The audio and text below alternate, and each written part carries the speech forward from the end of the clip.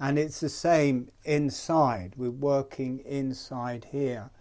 And it's quite amazing, really. I've got a strong, I think from being hit as a child, basically, I've got a lot of tension around the left-hand buttock there, because the slaps are coming from my mother's right arm, really.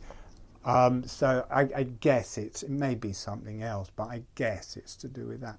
And I didn't think about it inside, but working the inside points inside the sacrum here, really releasing the muscles through the pelvic floor inside the pelvis, really releases the muscles outside the pelvis.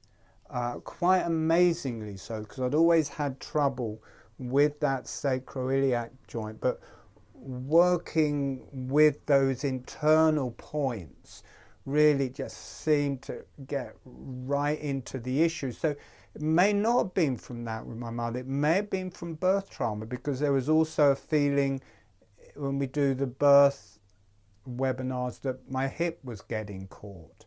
So it could easily have been from that. But I think a lot of these issues with pelvic floor, with pelvic alignment, working with the internal points in the pelvis is such a good way of releasing that, rather than, you can work with the outside, and it's good to balance, but there's something very potent about the ones on the inside, and the ones on the outside don't take you into birth, but as soon as you become aware of the areas inside, then you're instantly in the experience of birth or womb life. So this is the jaw for the pelvis. This is the occiput for the pelvis. This is the parietal bones, the temporal bones. As these open and close, it's the same, because the new people may not realize it, but there's this lovely sideways motion to holographic breathing, as well as an up-down motion of the jaw through the whole body, breathing in, breathing out. You can really get a good access from the jaw to the occiput, both of them, opening, closing. And the same way as with the pelvis. And when you're working the inside in here, so you're working right in here, it gives you this great, it's not the same as craniosacral therapy. The top of the pelvis is, but the bottom isn't.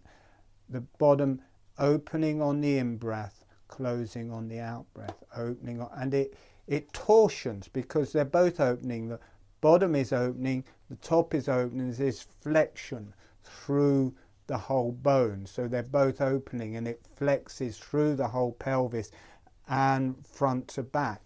And when you work it, you can get it from the outside, but because you're inside, you get this lovely opening and closing from within the pelvis through the sit bones, and that goes straight back in the same way from the jaw goes into the occiput on both sides. The sit bones go right back into the sacrum, the sacroiliac joints. And the same thing with the shoulder blades. You get the movement, what the vertebrae for the deep earth energies, and you get the same thing, the opening and closing from the shoulder blades relating into the center line. So you get this opening and closing through those three places, and they come into the center line in the spine, in the sacrum, and the center line in the back of the occiput. You get the opening and closing in the sides of the occiput, but it comes onto the center line and releases the kundalini. So you can release the kundalini here, you can release the kundalini between the shoulder blades, you can release the kundalini in the pelvis, working with this circuit. And we're going to do that with each organ. We're going to hopefully spend most of the time, or more time, really bringing in the energies of the duodenum, but I want to connect every organ to the Kundalini.